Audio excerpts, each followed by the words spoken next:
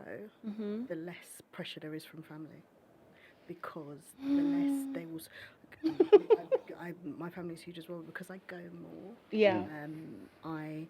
There's less of an expectation, and because I'm there all the time. Yeah. Okay. I go every. Well, actually, do you know what? I would. From 2015, I went every. What kind of inside voice is this? Project. Pretend like you're in the comments. Yes. Sorry, no. Yeah. After being elected, I found myself going more times a year because it just Yeah. there was work involved. Okay. Yeah, no, the family pressure is a thing, but you got to set expectations. I mean, I have very strong boundaries. I have very strong.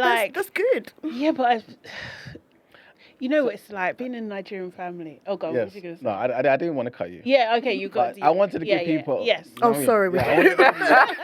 Yeah. I thought we went on an ad break. That was what the inside voice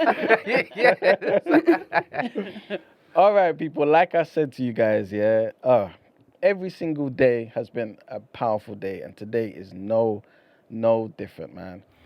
We are honored to welcome a formidable voice in the ongoing struggle for justice, equality, and transformation in Britain. We have a guest here who is from the heart of Brixton Hill. Come on. So you already know the spirit that she has. Come on. You know what I'm saying? That boldness. She's a lifelong socialist, a trade unionist, feminist, anti-racist. Come on. She made her mark in student politics, serving as National Black Students Officer for the National Union of Students. And later in Parliament, she has fearlessly, you guys have seen it, fearlessly challenged systemic injustice.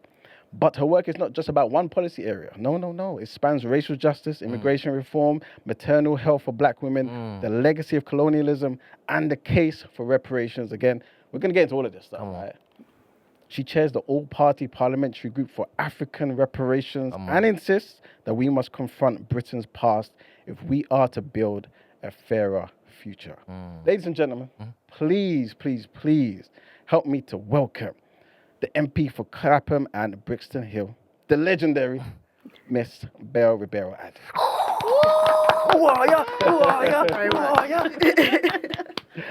Good morning. How are you? Good morning. I'm well, thank you. Thank you for coming. Thank you for joining us. Happy to. First, you have to big up Sarah, right? Your cousin Sarah. Big up my Sarah. cousin. Yes. Oh, I love my cousin Sarah. She's amazing. Yeah, she is. supports everything that we do here, right? And if not for her, you wouldn't be here. So I need to big her up and give her the props as well, right? Yeah. So big up Sarah. Hi, Sarah. She's actually in the chat right she now. is? Yeah. For those who don't know you, what is one thing that you want somebody to kind of gauge? If they hear the name Bell Ribeiro-Addy, what's that one thing you want people to kind of get and be like, yeah, this is me? I suppose that I did my job. I know it sounds like a strange thing to say, but we don't like politicians at the moment. And you've got to understand why. I think sometimes it comes across as a lot of politicians are in it for themselves and what they can get. But I think that if there's a job where you want to get something, go somewhere else, because this one has to be about representing people. Yeah. You can't, you can't do it any other way. And if you are doing it any other way, you're doing a huge disservice to the people that either voted for you, or actually just the people that need you. Yeah. Do you ever wake up and feel like, is this long? Yes, every day. No, do you know what? It's really hard at the moment. Yeah.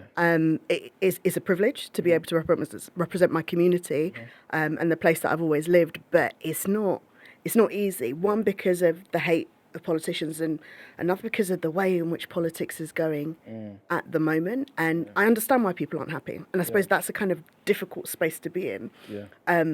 You know why people hate your profession, whilst at the same time you're trying to do it, and the way that things are turning, the things that people are doing, it's a problem. Yeah. How are you navigating that though? You got to pray. You got to have good people around you. Otherwise, you will lose your actual mind, or you could just go about not really doing what you're meant to do, and just casting everybody off. But no, you've just got to dig deep. dig deep. And like I said, I'm not going to pretend that, oh, it's fun, because a lot of people sort of, you know, encourage more people to get involved. And it's true, I would like more people to get involved, but I'm not going to pretend to people that it's an easy space to be in, because I also don't believe in lying. I mean, there are other sins I'm going to have to account for. Let lying not be one of them. One of your constituents said, I wrote to her recently and got a proper serious response. Enough Come on. respect. Another up. constituent says, I like that. tell Bell that Hash said big you up. Ah, Hashi. No, you got to respond to people. I worked for Diane Abbott for a number of years before I became, and then one thing that she always said is, if people voted for you, and even the ones that didn't, you're doing a job. If someone takes the time to write to you as their representative, you better respond. Yeah. Yeah, You mentioned Diane Abbott, like legendary. Legend. absolutely. Why do you think people feel like it's okay to just talk recklessly and disrespect her? Because it's been normalised in the same way that racism generally has been normalised in politics. When the media makes something just that this is just what we do, everybody just jumps on board. And I think people forget that she is a human being. Yes. And actually, even our own community, I mean, now they're fully supportive of her, but before, sometimes people in our own community would go along the same lines in terms of some of the things that were said about her. And you would hear people literally quoting Daily Mail headlines. I remember once my niece came to do some work experience, and just giving her something to do. I said, do a little research on Diane. She was like, why are people so horrible about her? Why do they hate her? And did she really say that? And did she? And a lot of the time she didn't. Yeah, you see. And it's just lie after lie. But yeah, I think the media put it out there that she's fair game, and everybody else just goes along with it. Disrespect, man. Disrespect. This entire month, right, we've been speaking about Black History Month, obviously, for obvious reasons. And I saw a video of you addressing Parliament, right? I'm basically saying that Black History Month is squeezed into a month, right? And it's often taught by those teachers who go above and beyond, right? Yeah. What would you tweak about Black History Month? Well, I think it's important that we have that focus. I mean, right across the year, we have different days where we have a focus, but ultimately, we need Black history being taught throughout our schools throughout the year, and there are different ways to drop this in, I think. Also, because there are so many lies that we've been told in history, just lie upon lie upon lie.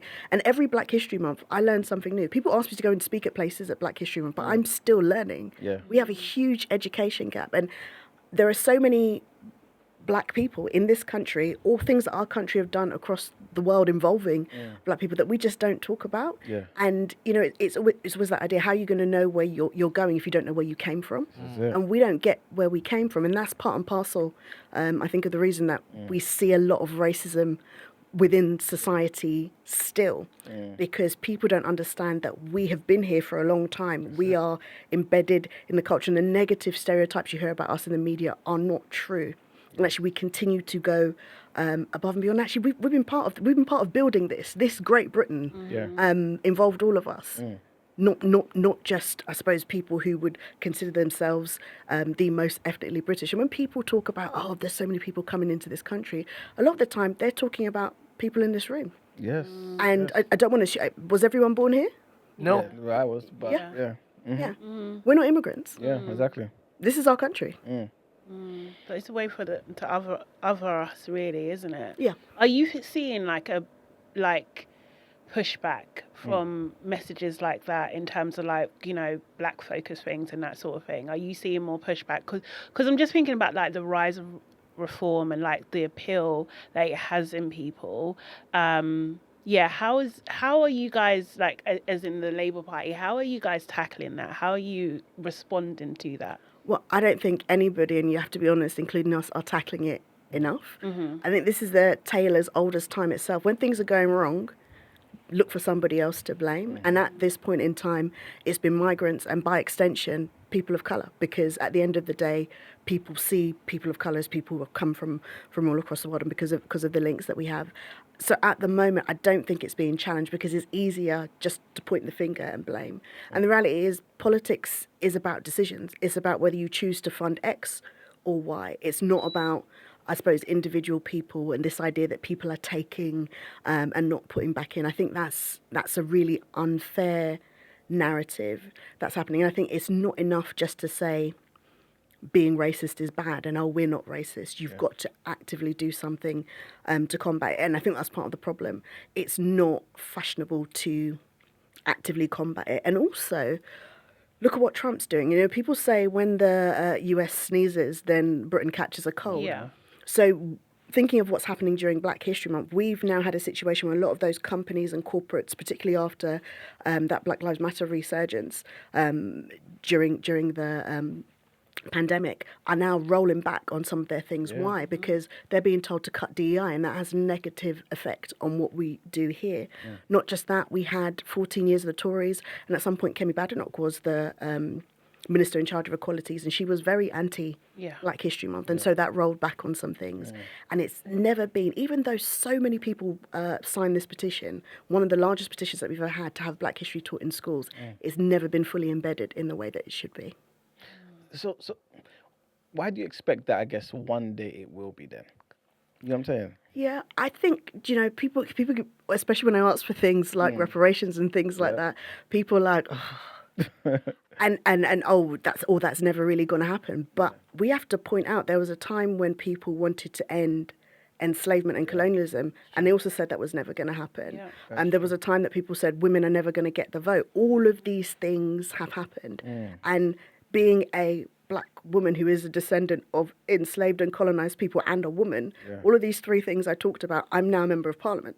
So the idea that things never change, I think, is not true. And if we start to look at society like that, then really, what is the point? What's the point of anything if we're not looking to move forward? How do you ensure that? And I don't mean this in any sort of disrespectful way, but how do you ensure that you're not one of those symbols? You know, as opposed to somebody who's actually got to this position and is doing the work and effective work as well, that's causing the change? Well, I think firstly, we need to distinguish between diversity and representation. A lot of the time people talk about representation and they keep saying, oh, you know, there's more women here, there's more Black people here, look at the great representation. I'm like, that's not the same thing. Diversity is good. In terms of having different people of, you know, different genders, different skin colours, etc. in places, but that doesn't automatically mean representation. And representation is championing the issues of those individuals that you reflect. Now, not everybody has to do that. We've seen people in other parties who are of the same heritage as us who don't necessarily do that, and that is their business. But you don't dare call yourself someone who is representative if you're not willing to do that. And obviously I represent Clapham and Brixton Hill. It's not all full of Ghanaians, people of Ghanaian heritage. I represent everybody in my community on a range of different issues, but I also understand that whilst there are not enough people that look like me in Parliament, there is an extra duty on me to make some of those points for the rest of the people that look like us right across the country. I was so happy to hear which areas you look after, because I went to college in Clapham. I'm from Brixton, not Brixton Hill, but Central Brixton and stuff. So like I've seen it obviously over the years, like really change, the landscape changed, the people have changed. What are you doing to kind of like counteract things like gentrification, for example, which is a big problem in those areas?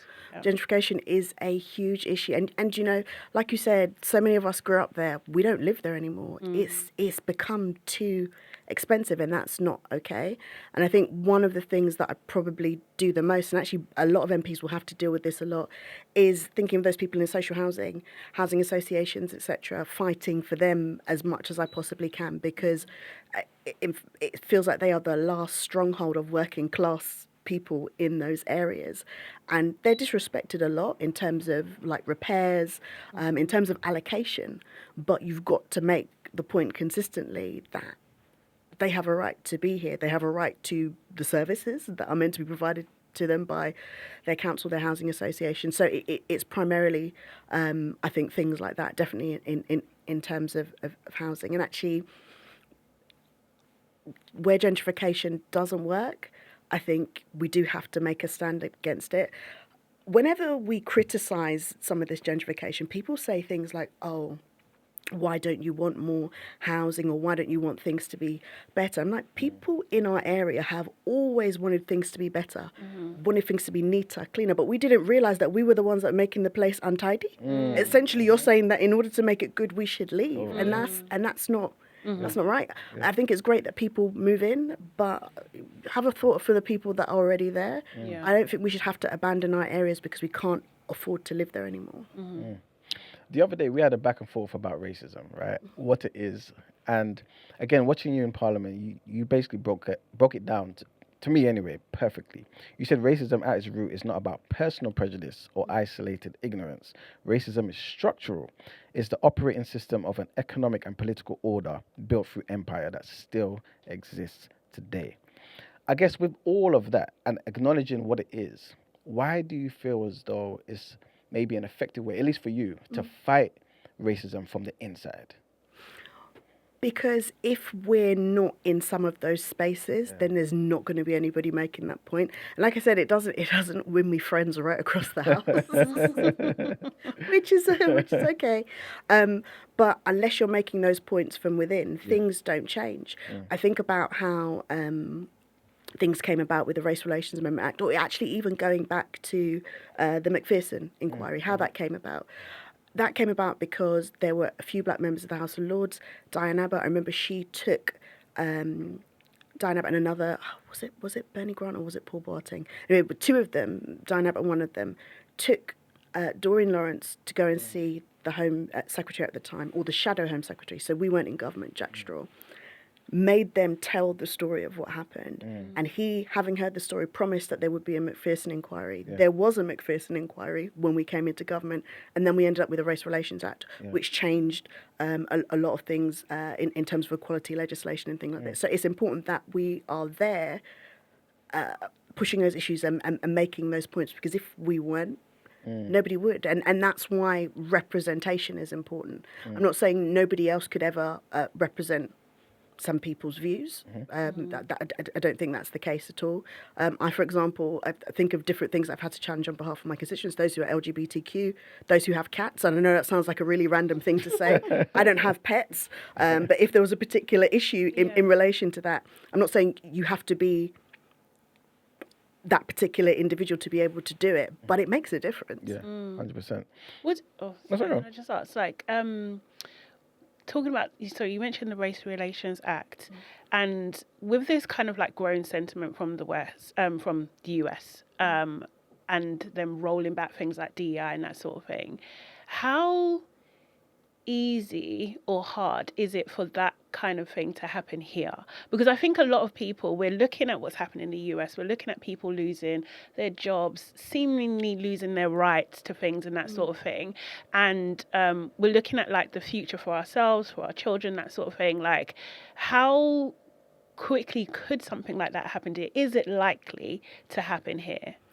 I think we have to be wary that it could happen here. You can't say that something like that wouldn't. I think thinking right back to both of the world wars and how those came about in terms of people discriminated against in different countries, some of those things people like to say, oh, that's not going to happen, or we're not going to spiral into that. There was a time we would have thought that the Conservatives, for example, the last government, wouldn't do something that was so detrimental to the country in terms of the hostile environment they brought in. The hostile environment actually made the country poorer.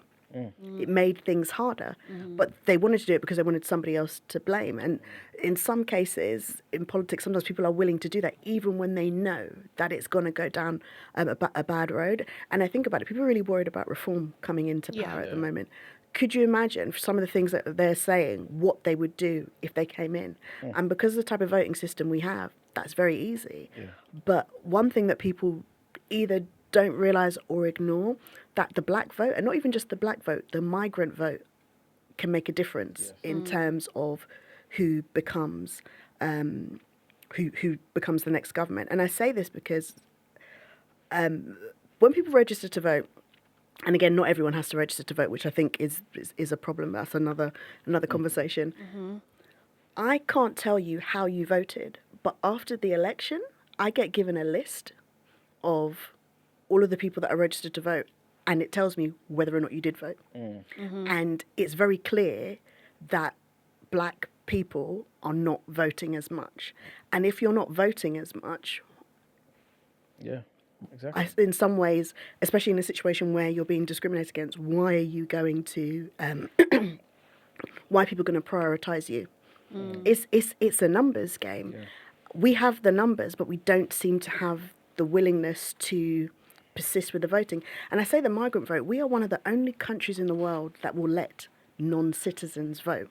And I'll explain that by saying that because of our links with the Commonwealth, if you are from a Commonwealth country, Jamaica, Barbados, Ghana, Kenya, Nigeria, on any type of visa, 2-year visa, 3-year visa, student visa, you have the right to vote in this country. And they also just don't vote. They don't vote. And obviously we see what's happening in terms of those fees for visas and what people are saying about indefinite leave to remain and all of that. And I would think to myself, this should be a call for you to rise up. Yeah. Some of my colleagues only won their elections by a couple of hundred votes. Yes. One even 15. And I'm sure in every single one of those areas, there are hundreds of people. And it's not the case anymore where we're just in London and Birmingham and big cities. We are everywhere. Yeah. But I think with that, a lot of people feel a bit disillusioned with voting and also with the Labour Party, because traditionally, I would say, like, a lot of people do vote Labour. Their families had historically voted Labour and that sort of thing. Like, it was interesting. The other day, I saw on TikTok, the fountain of all knowledge now, and there was this Nigerian girl there just basically telling her audience to next election, vote Green. And I thought, this is interesting. What is this shift? What is happening here? And it's just like, I think Labour kind of need to do a better job at like talking to black people specifically and convincing them on why they need to vote for them again and why they need to make that choice, because other parties like the Green Party, which kind of covers things that a lot of young people are interested in at the moment at their forefront, maybe obviously do some other things too, that they're going down that route. Like, she was literally saying, like, people, tell your parents, start the campaign from now, which is really interesting to me. But what are your thoughts on that? I don't, well, obviously I would always say people vote Labour, but I don't disagree with you on the point that Labour needs to take it more seriously. But at the moment, people are, as I said, focused on who is registered and who's going to vote. And what I think other parties like the Greens are perhaps doing are thinking about everybody else who they could get to register and get to vote.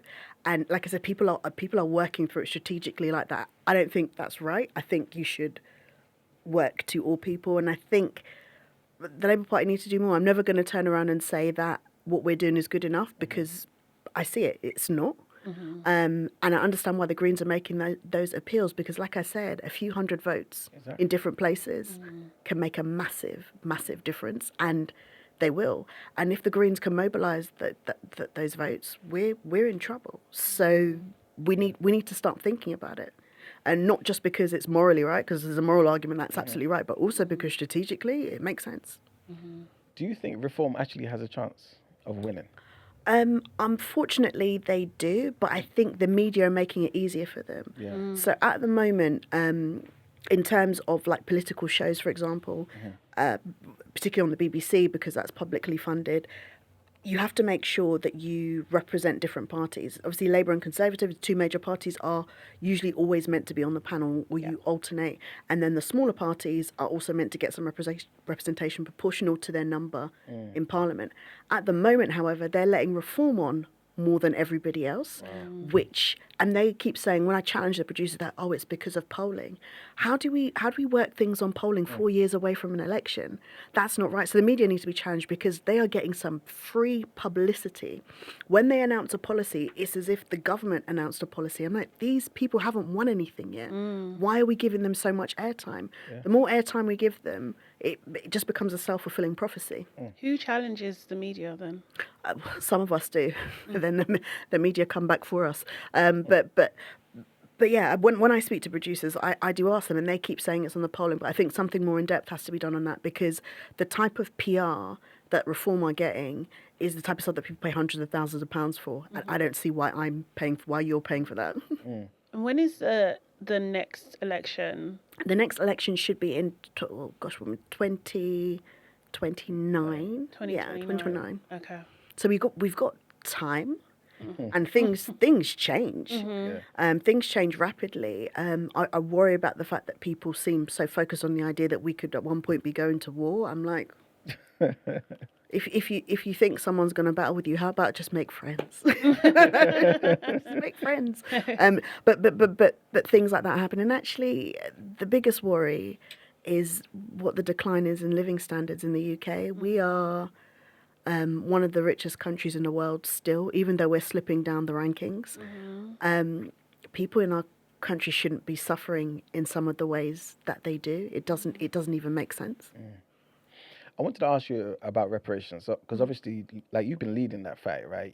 And you pretty much say that racism can't be at least dismantled without repair, right? What does that real repair look like? Because I'm pretty sure you also mentioned that it needs to be material as well, right? Like, what does that actually look like? Well, there has to be some material element to it, and I link that to racism because we need to understand how racism came about. It was a fully economic model. It was about getting the most for certain countries without having to pay for it. In order to do it, they had to tell a lie. There is no biological difference. There's no huge biological difference. Obviously, you inherit things from your parents, your eye color, your skin color, your hair color. But in terms of our skin, for example, there's no difference between huge biological difference or genetic difference, between people with different skin color as opposed to people with different eye color. Like, it's not, there is no biological basis in race. I remember when I used to hear people say, oh, we're all one human race, I used to think, yeah, but it is very true. So they had to create this system and this hierarchical system in order to justify enslaving people and colonizing them. So that goes to all of those sorts of lies. We needed to do it to them because they were barbarians. We needed to run their countries because they were too stupid to run it themselves. All of those things. And it takes ages to wipe these things out of people's consciousness and people's memory, because even we learn it about ourselves. We have those issues amongst ourselves. And so that repair, yes, there may be a financial element to it, but ultimately it starts with respect.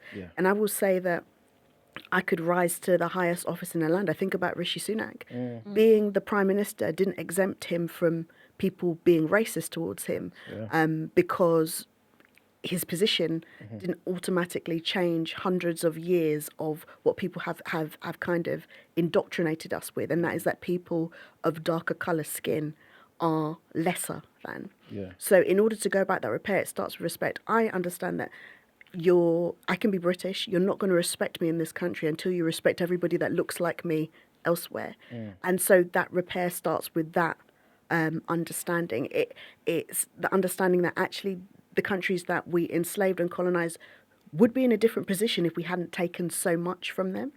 And if we're talking about global equality, we need to think about making things different. I mean, and these are things that also don't cost money. So, for example, the UN Security Council, which makes some major decisions, there is not one African or Caribbean country that has a seat on that UN Security Council. We do. We're a tiny country, but not one African or Caribbean country that has that.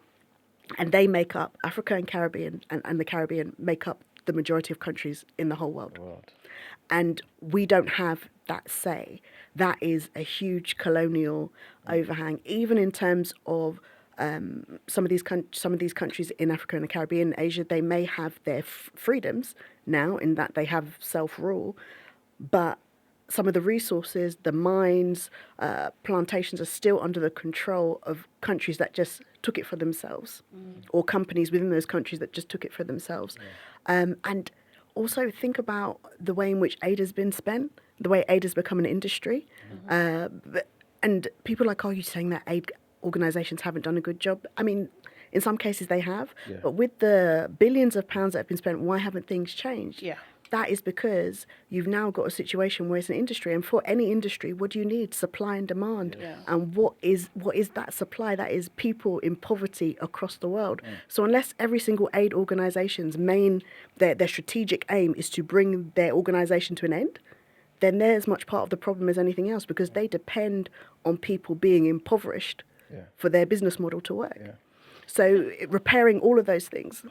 So I was just going to ask, because you mentioned Richie Sunak and him being the Prime Minister previously. Why do you think it is that the Conservative Party are pushing more people of colour? Because we had Richie, what Kemi, we don't see that really in Labour. Yeah. I mean, we've got David Lammy that's got pretty far at the moment, but yeah. And I do think that's a shame. However, think about what those individuals have to say to be able to get into places where they are trusted by their party to be in those positions. Every single one of them has advocated for immigration policies that would have seen their parents not being able to come to this country. And that is really effective cover, I think, for a party. So yes, they're there, but they are diversity. They're not representation. So they're safe in certain people's eyes. And even then, for some people, it's not good enough. So they've been allowed to rise to those positions because, as far as I'm concerned, they won't champion certain things. So they're okay. But why but then does the Labour not want to champion those things? Like, why is it still? That shouldn't be the reason why Labour are not pushing people. No, right? that shouldn't be the reason at all. And there are people that are more than capable. And I'm not even going to lie about the fact that I don't think it's good enough. Yeah. It's not good enough. I'll hold my hands up to that. But in terms of why they have, that's them. In terms of why we haven't, it's because we're not thinking far ahead and we're not pushing people into certain positions that I think they could be. They're more than capable. Yeah. I tend to think that, to be fair, I feel like a lot of people think this same way, in that you can attack an issue from so many different angles. But I do think there's some ways that are more effective than others. Personally, I'm not a socialist, right? But I still respect and I still have learned a lot from socialists, people like Kwame Nkrumah, Julius Nyerere, and people like that. But I think I resonate a bit more with Marcus Garvey, Elijah Muhammad and stuff. I say all of that to say this. I personally think that sometimes a government intervening in the affairs of the everyday person can do more bad than good. Not always, but a lot of time, especially because of inefficiencies, right? You, for example, raise the taxes, but then sometimes that money that comes isn't used effectively for the people. How can a government body really know about the unique circumstances that the everyday person can actually go through? It's too hard. Obviously, you can, devolution of particular things, that can work, right? But it can never, I think anyway, be proper effective. I say again, all that to say this. Do you think black people, I know you mentioned voting, that's something that we should prioritize, more of us should be voting, but do you think black people should prioritize other things? Personally, I say economics, being more entrepreneurial, building our own institutions, but what do you think is the most effective thing for us? The most effective thing for us, I think, is as a community, is to make sure that we have a stake. Okay. And I think a lot of the problems arise from this issue of diversity, where a few people are pushed into certain positions and they're like, oh, we've given you and I. I'm like, who have you given the power to? You've given the power to an individual that you are comfortable with, not necessarily one that would be more representative of the community. But I also very much believe in community. I don't believe in just putting leaders in positions and leaving that. And the problem, I think, when it comes to governance and why people, I suppose, see an element of socialism and perhaps don't think it works is because it's never been implemented fully.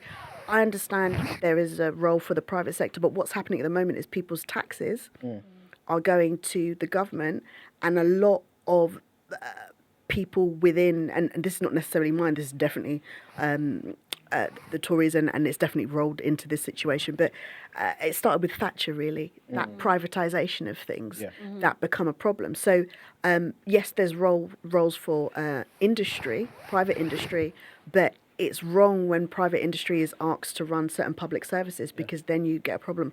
One example I use is Thames Water. I'm sure all of us were very, very angry when Thames Water raised our bill. And I'm like, for what? You can't even drink that stuff. Right.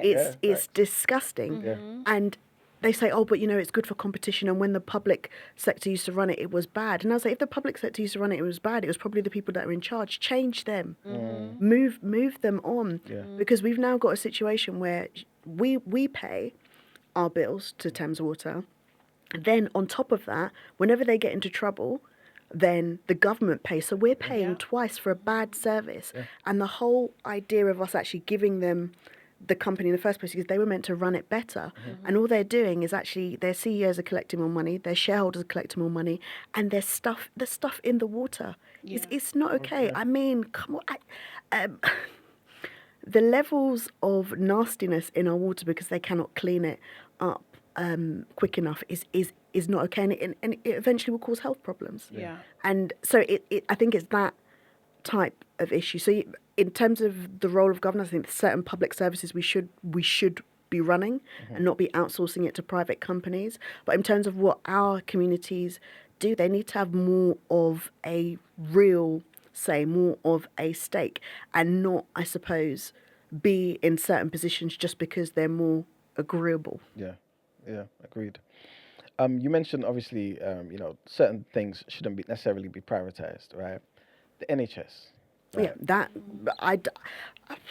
I fully believe that we need a publicly funded NHS, because otherwise it's something. NHS is one of the best things about our country, but at the moment it is bad. Exactly. It's bad. So bad. But how do we remedy that when taxes? We know taxes are likely to go up in November, right? I don't know that. Well, you know. I'm kind of predicting that, right? But I don't really foresee the NHS going up in terms of you know what I'm saying? Well, the need is greater, and here's what the problem is, and this is why I'm so interested in their putting in place a wealth tax. And when I say wealth tax, some people get upset because they think they're wealthy, and I'm like, I'm not talking about you. I'm talking about people, real money, real. I'm talking about billionaires and the millionaires that are nearly billionaires but are not quite billionaires, the ones that use offshore accounts and all of these types of things. People are like, oh, but they're leaving. And I'm like, are they? Yeah.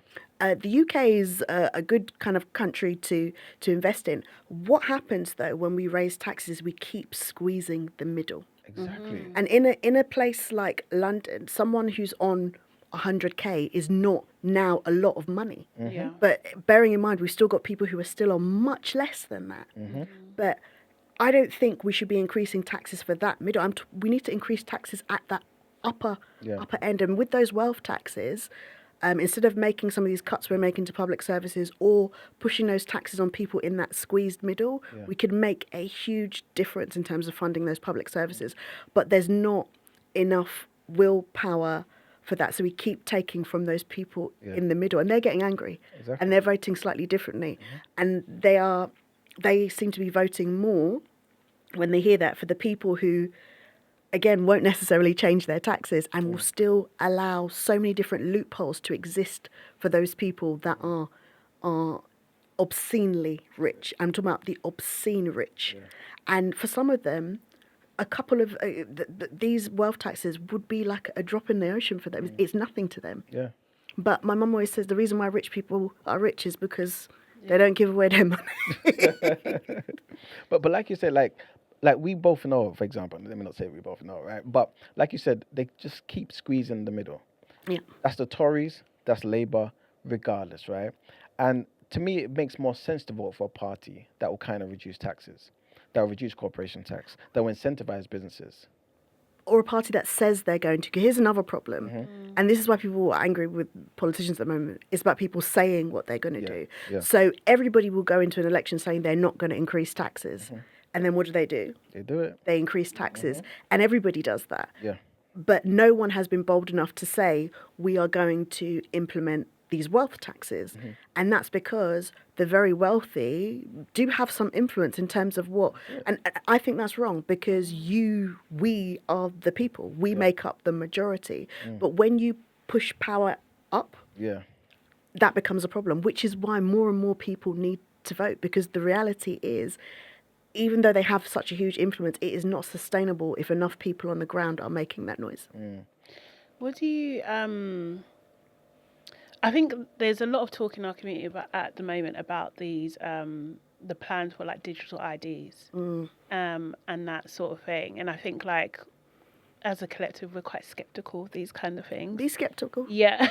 Okay, cool. I would need to know what your stance is on it, and then also as well if it's in line with your party leader's stance on it, and how do you kind of like find resolution there? How do you keep because you're representing the party, but if you're not in line with the leader, which you are on a couple of things, that kind of thing, how does that show up for you, basically? Well, I mean, I get in trouble sometimes because I'm not always in line, but do you know what? I think any group that believes all the same thing is not an effective group. You have to be able to have disagreements within your family. That doesn't mean you're not family. It just means you've got different ideas, and actually you may actually end up getting down to a resolution in terms of moving forward that either meets in the middle or is one person's or another. But this idea that I must just agree with you or else I'm disloyal or else I'm dissenting, I think is wrong, and it takes away from I think the important diversity within our movement. I don't agree with ID cards, digital ID cards. I think they are quite dangerous, and there are millions of people from the left to the right of politics that don't agree with them, understandably. And also from our community's perspective, who's going to get asked first? Yes, exactly. And this idea, and so we're being sold at the moment the idea that they're being used for work. You need them for work. You don't need them for work. You don't need them for work. Because of the hostile environment, which is actually brought in to stop migrants, we now have a situation where we all have to provide ID if we are working. And if they want to tackle the types of people that are illegally employing people, then there's certain industries you can go to. Those cash-in-hand industries, the car washes and places like that. If you want to find the people that are perpetuating all of this illegal work where people aren't paying taxes, you know who they are. Go after them. Don't go after the liberties of people, because we are being told that we need to cut all of these different things, but how much are these ID cards going to cost? No one's told us. Who's going to do them? Another private company. They're going to get paid billions, and they're going to be holding our data. And Not even a British company either. did you know after Brexit, the company that got the contract to make those new ugly blue passports, not a British company. Oh, wow. Take our country back. Let somebody else make the passports. Wow. That's crazy. Why do you say the digital IDs are dangerous? Because of the capability. I mean, if we you start down this line, you've got all your ID here. We think of all of the things that people now are able to do in terms of, hacking and all of these different things. Imagine having access to that data. It starts with, your ID and your work. Then before you know it, we've got our banking on this. Before you know it, you've got that. You've got all of these different things, and they're all on your phone. People are still snatching phones out there. And not just that, you don't even need to snatch someone's phone. There are some people that are capable to do amazing things in terms of hacking into people's information. And that creates an issue, I think, with the civil liberties, but also just with security. It's too much. It's a slippery slope that I don't think we need to slide down. Back in, I believe it was September, you basically announced your intention to stand for Labour Party deputy leadership, right? Like, number one, did you think you was going to win? No, you didn't. No. Okay, so why do politicians do that then? Why? Like, if you feel like, okay, I'm not going to win, but like, is it some other point that you're trying to make? Yeah. So some people do it to raise their profile. Okay. I'm not big on profile raising necessarily. Some people do it to make a point.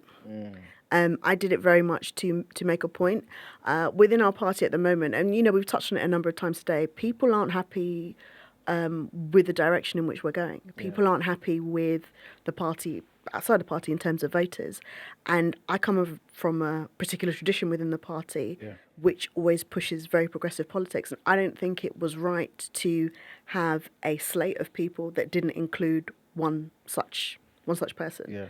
I also think it's important to send a signal to the members of a party, and there's still thousands of them, and some of them are leaving, which is a huge problem. That, by the way, don't leave. I know you're getting sounds to go elsewhere, but don't leave because we're still here. Yeah. And for me, that was more important than anything. And also just to drag the conversation a little. And I'm glad that, and I hope they stick to it, in terms of what the other candidates that got left in were saying, it all of a sudden sounded very much like what I was saying. So if that was one thing that we could do, that's better than anything else. But no, I was not under any illusions that I would win at said race. And I also had to make a point about how undemocratic it was. We have never had a deputy leadership election like that, where we've got 3 days basically to make our case. Wow. That's crazy. Yeah.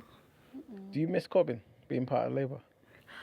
I wish that all of those people that were moved, like Corbyn, Zara Sultana, I believe there's a space for and even those ones that all the way on the other side that I don't agree with. I believe there's a space for everybody in the party, and I think they probably would have still been in the party had they not been kicked out. Yeah. And all of those voices are important. I just think at one point we became too focused on getting at each other than getting at the real enemy. And I think it's a shame that's happened. So we've lost important voices, but that doesn't mean that people that share the same views are still not there. Is that something that you would ever consider, leaving the Labour Party to maybe join one of these so-called fringe groups? And No, but also I haven't been kicked out yet. So no, to be quite fair, but to get up and leave, it's not. I genuinely believe there is a place for me here, and I genuinely believe that we need people who share the same views within this particular party. The traditions, it was based on are so fundamental, and that's why loads of people from our community just voted Labour, because they understood that they had their back, and I believe that they can have everyone's back again. We just need to change direction. But is that likely though? As I am, I always tell people I'm a black woman on the left on the back benches. I live by hope. You've got to, because otherwise, again, then what's the point? yeah. Are you? Did you choose to side and sit on those backbenches because you truly believed in what you saw from Labour, or are you still thinking about what Labour used to represent?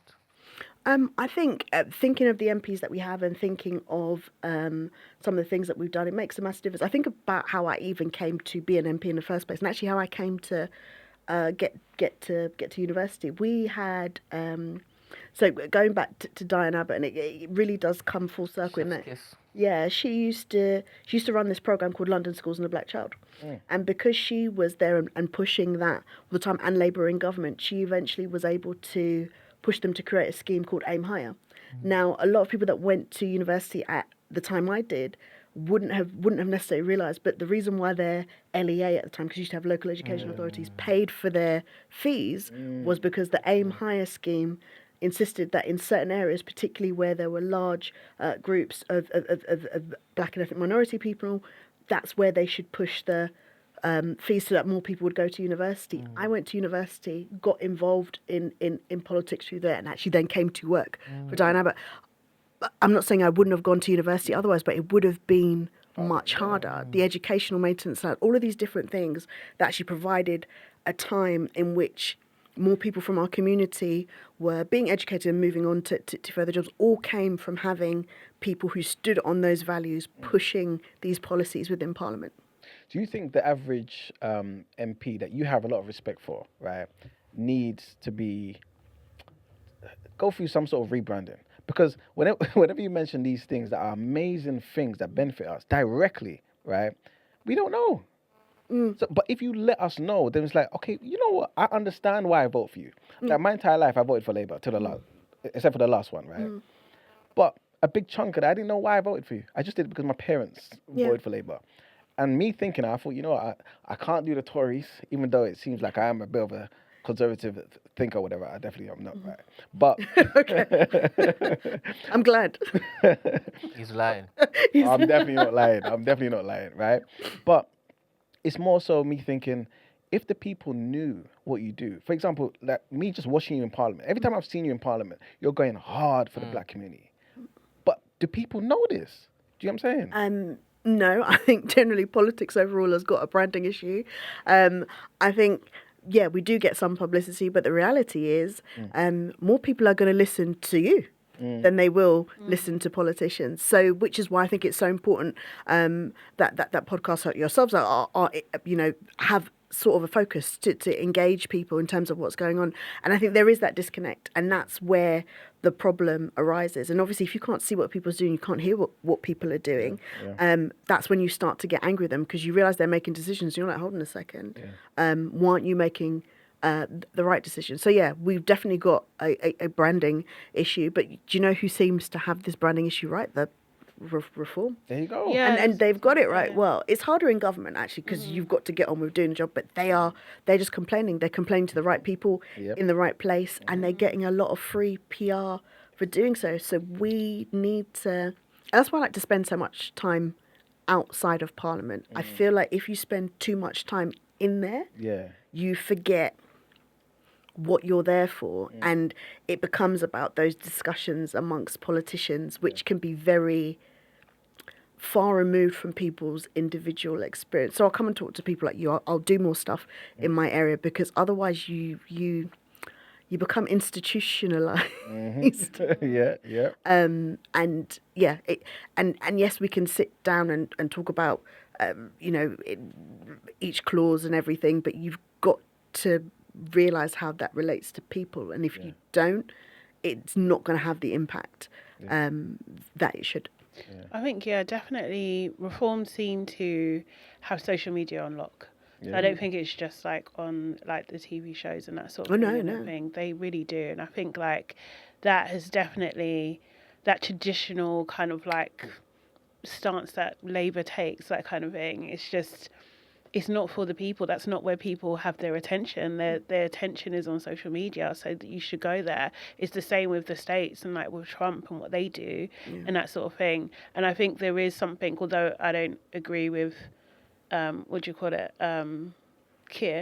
and most of his stances and stuff. Like, I have voted Labour most of my life when I have voted and stuff. But like what they do, they're always on side. They back each other. Like, that doesn't happen. I know you can't on every issue and stuff like that, but there is something about like staying on brand and staying on, on message. I think that's how they say it and stuff. Yeah. But I suppose in some ways, in that case, the message for some of us will have to change, because there are some things that you can't. I'm just not going to. And actually, I think in some ways it's important for people to see that there are people within Labour that are not going to. I understand that in terms of voting, there are some people that will vote Labour because of somebody like myself or someone towards the right, more the right of the party. I get their value in that sense. But yeah, I also think the media, because think about it, and just going back to the argument of racism and keeping more right-wing parties in power, Nigel Farage is selling himself as a man of the people. This man has 12 other jobs. This man makes all of this money. This man engages in tax things that, loopholes. All of these, he engages in all of these things, but he's still selling himself as a man of people. We don't do stuff like that because it's wrong, but we're seen. I think it's not giving the same kind of energy, and we have to remember that racism pays. It pays, and even to this day, racism pays. Racism, in the sense of looking down on other countries and continuously exploiting them. Racism in terms of looking at migrants in the way that we do, charging them more. In terms of immigration fees, all of these different things that have their root in racism makes somebody money. And that's why it's being pushed in this way. We had the wonderful women of 5 Times More on the show on a couple of occasions, actually. Chloe into New K. Exactly, big them up, Love big them up. And they're doing an amazing work, right? As you know, right? And I remember seeing on X, you wrote that the Labour manifesto pledged to improve black mothers' experiences and health outcomes, including an explicit target to close the black and Asian maternal mortality gap, right? And that's something that needs to be happening right now. How can the Labour government actually make that a real thing? Well, is in terms of our maternity services, we've got issues overall. You would have heard some of the stories that have come out, and actually, when 5 times more started, the reason why they're called 5 times more is because we were 5 times more likely to die in pregnancy and childbirth, and this is lowered slightly to just under 3 times more. Yeah. But that's not because outcomes are becoming better for Black women. It's because outcomes are worse for everybody, Yes. all women, and that is it's insane. Like I said, in a country like ours, to have those levels of maternal mortality and neonatal deaths, it's not okay. And that all comes from investment in the NHS. It all comes from, I suppose, spending more and actually looking at our workforce. One of the things that we do, and this is right across the West, well, actually right across the whole world because of how capitalism works, is how we value work. People say, well, of course, a politician should be paid more than a nurse, or of course, this person should be paid more than this person because their job requires more skill. Now, in terms of not being critical, I always point to my own profession first. Yes, I'm what's considered well educated, but the reality of the situation is there are only 3 conditions I have to meet to be able to be a member of Parliament: over 18. On the voters register, and a British. That's it. Yeah. I do not need a degree. I do not need to do X, Y. Those are the only 3 things I need. So how is it that I dare, in my capacity, look down on other professions in public service, look down on nurses and insisted they're pay less, look down on teachers and insisted they're pay less, and things such as that? I don't think that's right. And people sometimes argue for us to be paid less, but I think actually those other professions should be paid more. Yeah. When we were during the pandemic, I think that exposed the value of whose work matters. Do you know that we were, and obviously because I was in London, I went in a lot more than everybody else, we were not considered essential. We were doing Parliament from home on TV, but who had to go to work? The teachers, the nurses, the cleaners, these people that we look down on in terms of wages and profession. And I think the reality of the situation in terms of what they do, not everybody could do that. And I think we've got this idea of low-skilled work, and it's my view that there's no such thing as low-skilled work. There's low-paid work. All work is skilled when it's done well. Yeah. It's the difference between doing it well and doing it badly, not the value in it. So I think we need to rethink as a global community what whose work we value and really what they should be paid for that work. Yeah. Agreed. Again, speaking truth to power in Parliament, I saw you basically speak about how the government hasn't come out with a plan of the release of the flotillas that Israel violently intercepted, things of that nature. Obviously at the time. Why do you think that is? Why does there seem to be such a strong hold on any government when it comes to Israel and making sure that they at least operate in the way that every country is supposed to be operating? I'm genuinely worried about that. I think people are worried about how they might be perceived, but it's a country, and all countries need to be held to international standards, and it's not right to break international law. It is not acceptable. In years from now, we're going to look back and see that the world stood by as they killed hundreds of thousands of people. How do we?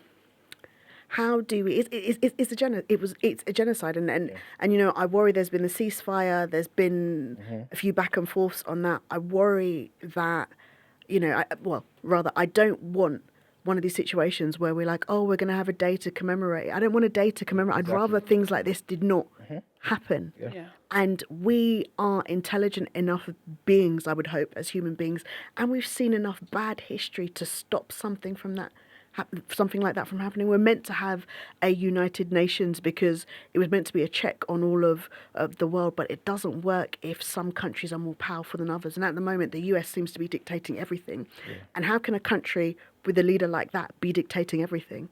It's a mess. And so people and countries like ours are not doing what they should do. But one thing in the case of that flotilla, which I thought was particularly worrying, is they're British citizens. Yeah. And it was my understanding that no matter where we are in the world, being British meant something. Yeah.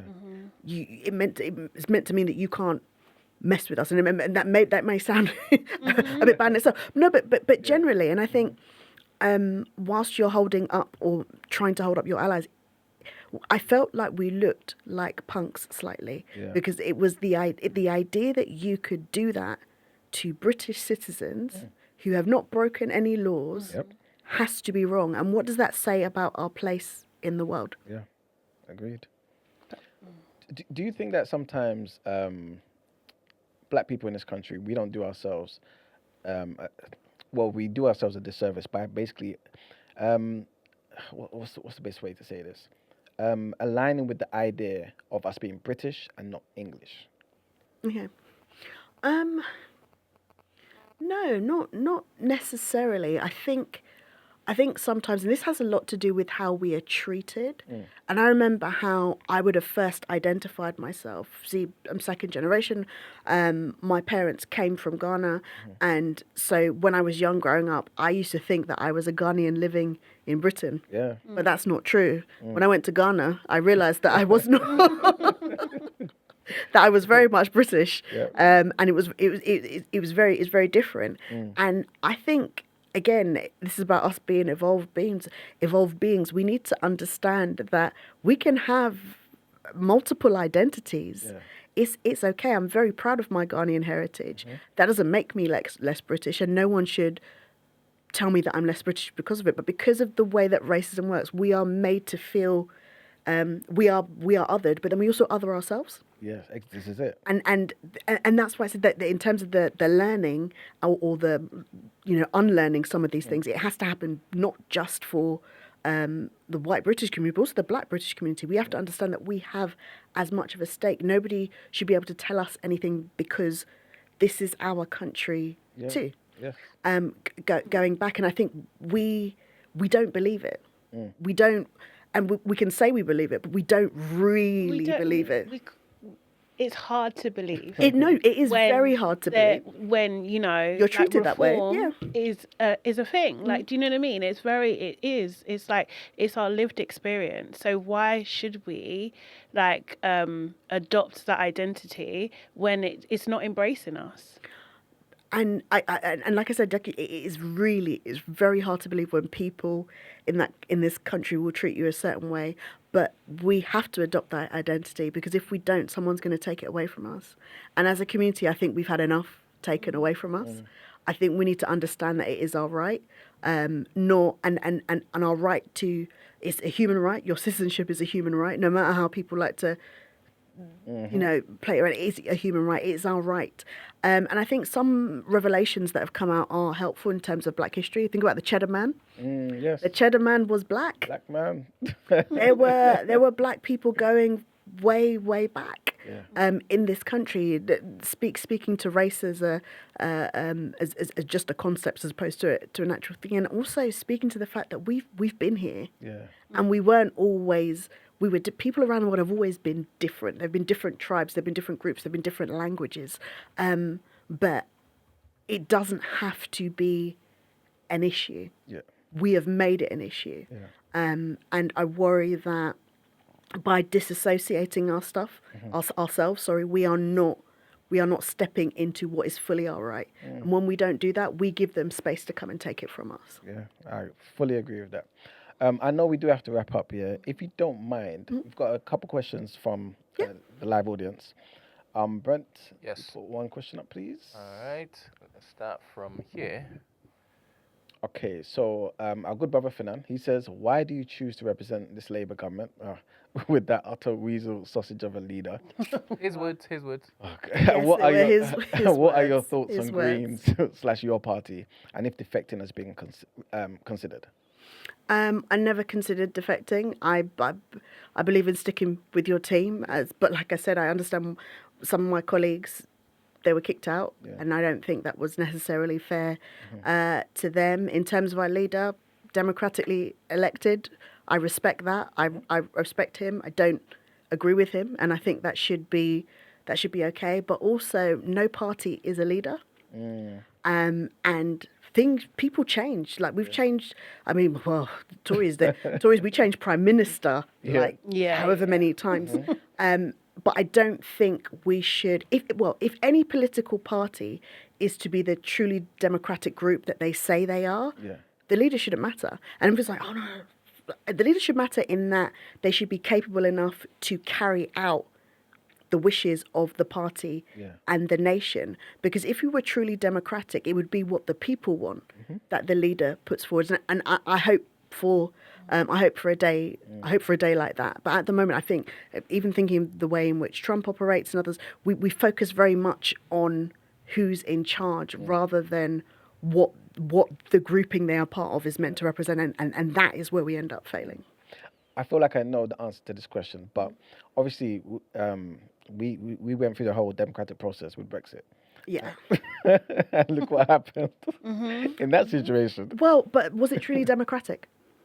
I mean, the vote was rolled out. Yeah, but Go on. Why was it even rolled out? That's the thing. Why did it even come to the table? Was it even pushed forward? So do you want me to tell you why it was put forward? Yeah, go. please. It was put forward to save David Cameron's backside. Yeah, that's what I thought.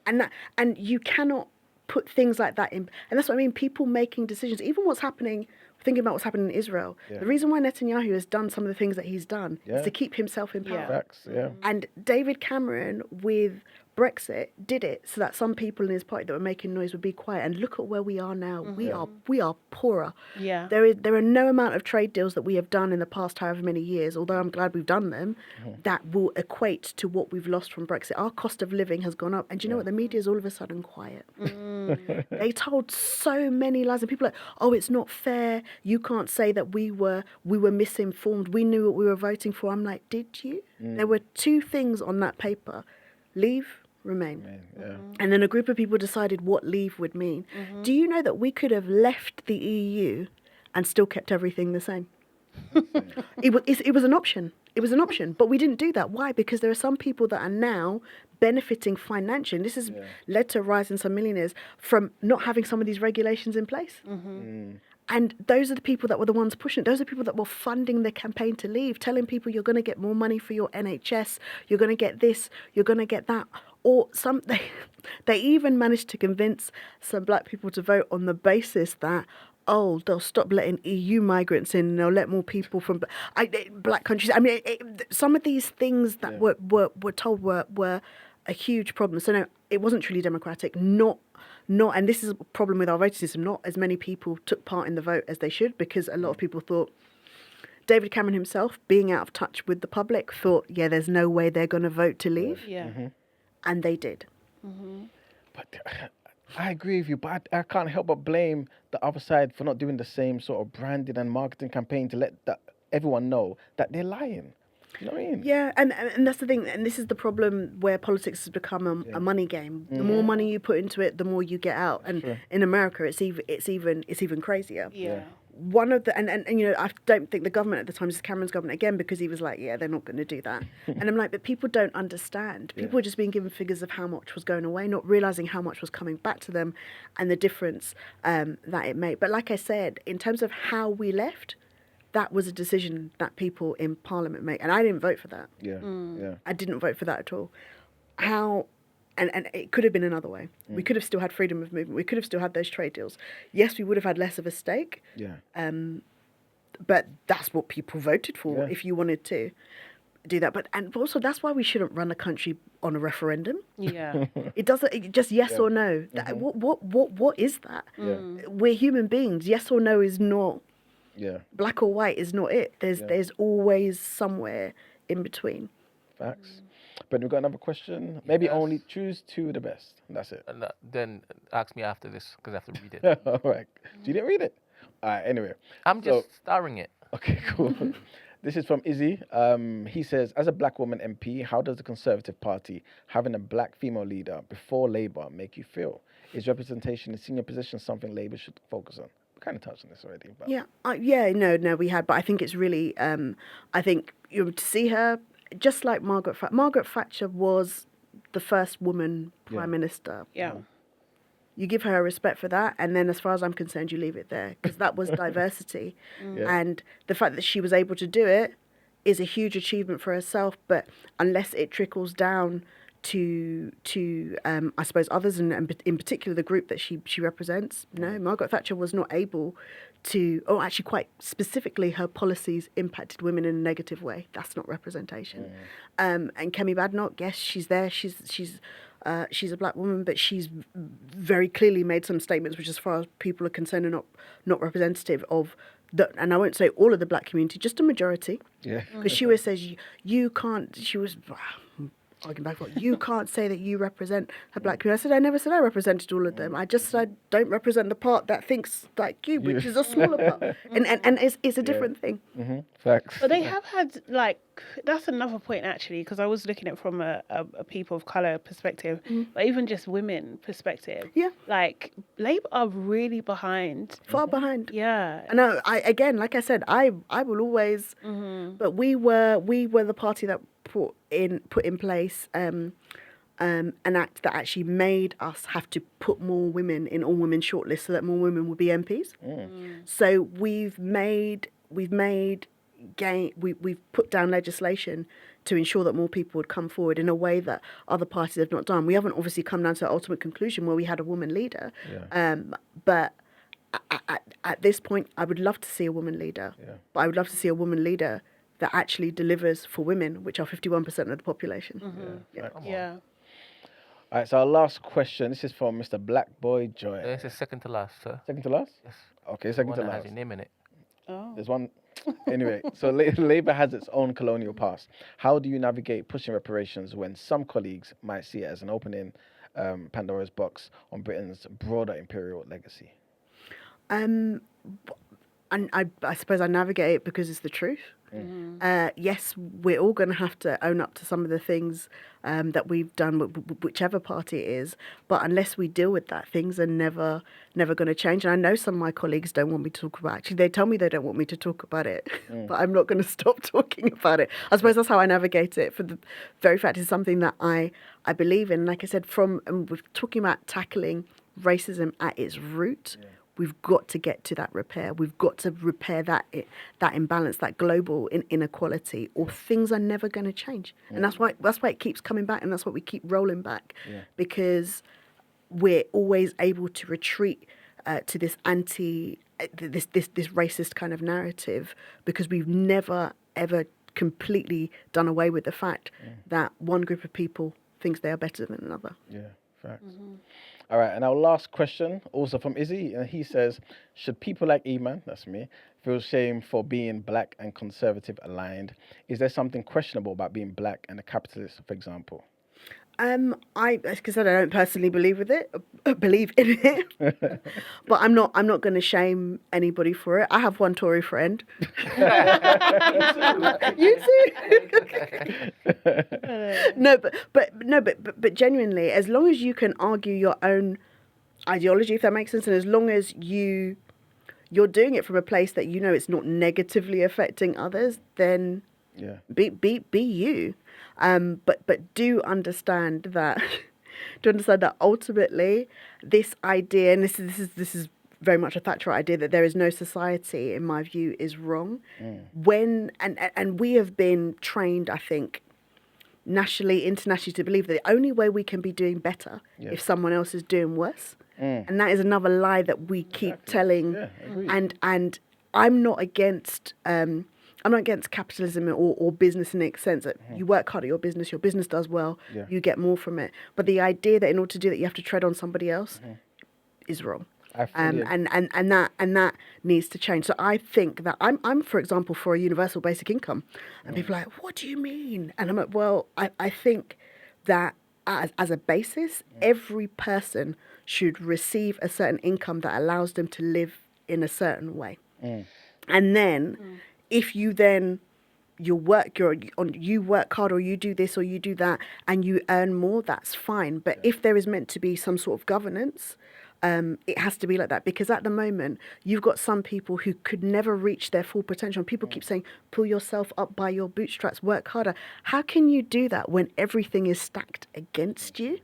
But if everybody starts on one footing, and then things change from there based on your own work ethic and you know whatever it is you create for yourself, then fine. But everyone has to start from an equal place, in my view.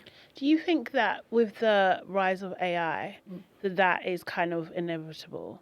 Because, and also, what is the government doing, from what you know, like to kind of, I don't want to say protect. No, But they have like- to protect. They Yeah. have to protect. What are they doing to protect us, like from the growth of AI and the impact it's going to have on?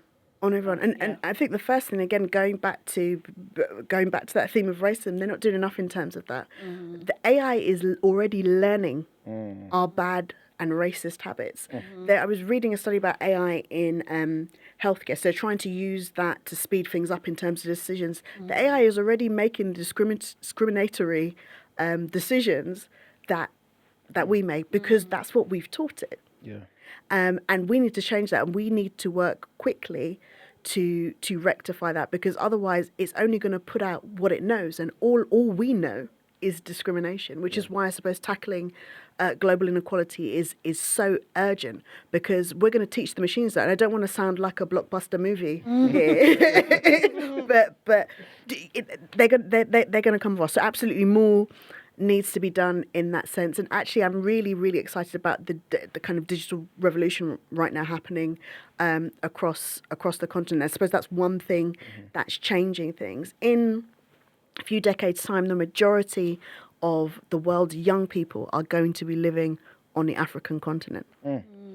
And they will potentially have access to all of this information and will be driving innovation. They already are driving all of this change. And I think that's one of the reasons for me why reparations is so urgent, because I don't want a world in which the majority of the world's young people are looking at this country, which is my country, with resent, remembering what they did. We're all human. We don't always get things right, but when we do get them wrong, we have to make sure that we make a conscious effort to say that we are sorry, to try and put them right, because people remember, history remembers, and people will live with that resentment. And we're thinking about security, we're thinking about peace, we're thinking about the fact that, increasingly globalized world, we need friends. You don't create friends by looking down on people.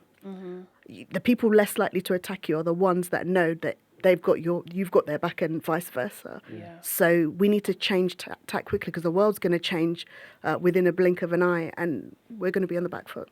That's exactly how I feel about the black community, if I'm being entirely honest, right? Just to kind of go back to Izzy's point, I feel as though we have no friends. I'm not blue, I'm not red, I'm black. That's how I see it. And I believe as though we need to subscribe more to the ideologies of people like Marcus Garvey, Elijah Muhammad, where you do for self and not have a total reliance on the government. Because like I said earlier, I don't think the government really cares. The fact that we have to go to Houses of Parliament and always educate them on the colonial legacy, the impact on our people on a day-to-day basis, talking about racism, talking about how structural it is. Like, that's, I guess for me, that's why I feel like we just have to vote as a bloc to some degree, and vote for any party that can put certain things in place, even if it is that it's their agenda for their own people, but something that can benefit us and allow for the ground to be fertile for us to do for self. Yeah, no, I agree that we should definitely do for self. I agree the fact that we should have our own organisations and institutions, but I do believe there's a place for government and there's a place for governance, and I think it's really important. And people think that I'm saying that people should vote for blockers and vote for one party. Let's take a first step. I think vote. Just vote. Because I think what I started with is we know that people in our communities don't vote from from looking down the list. We know that we don't vote, and because people don't know that, they don't respect us. And we have to start with that respect. Whoever you are voting for, please make it known that you are a voter and that your voice matters, because you know what? Before long, it could be taken away from us. And that's where it's happened in a lot of places. There was a time when the government used to automatically register people in social housing to vote. Wow. Automatically register people in student halls to vote. They don't do that anymore. Why? Because people fall off. And when they fall off, by the time they might think they want to vote, they're not on the voters register. And registering people to vote in that way meant that so many people participate. In Australia, you have to vote or you get fined. You can go to the ballot box and chuck away your paper, but you have to vote, and that means that every single person has a say. And I don't believe, especially looking at people's views online, that people in this country don't have a view, but it's not represented at the ballot box. Yeah. Belle, you have to go, right? I do have to go. I promised that we would end by Yes, before I have to go. 10:30. So all I want to say is thank you so much. Thank you. Right, It's been everything good that to you speak to you. do on a day-to-day basis to represent the black community, working class people, migrants, and also coming here, you are amazing. Thank you so much. Thank you. I'd love to have you come back again, but we'll talk about that later. Yeah. All right, cool. Thanks. Have a good rest of your day. You too. Take care. Thank you. Also, be encouraged that at TNB we are looking to have a massive campaign before 2029 to get the black young people to basically vote. Yes. Yeah. So make sure that when it is that we reach out to No, there is. And like I said, yes, obviously, if you live in Clapham and Brixton Hill, vote Labour. But, no, but genuinely, actually, like I said, from our community, and this is not even party political, just vote. Yeah. Just vote. So people know we are here. Yeah. Thank you. Yeah. Thank you so Thank you. much. Thank you very much. Guys, it's been an amazing show. Thank you very much for tuning in. We'll be back here, as you guys know, tomorrow. Another amazing, powerful guest. But yeah, please like the video, share the video, and let's get this information disseminated amongst the people. Have a blessed rest of the day. Bye. Peace.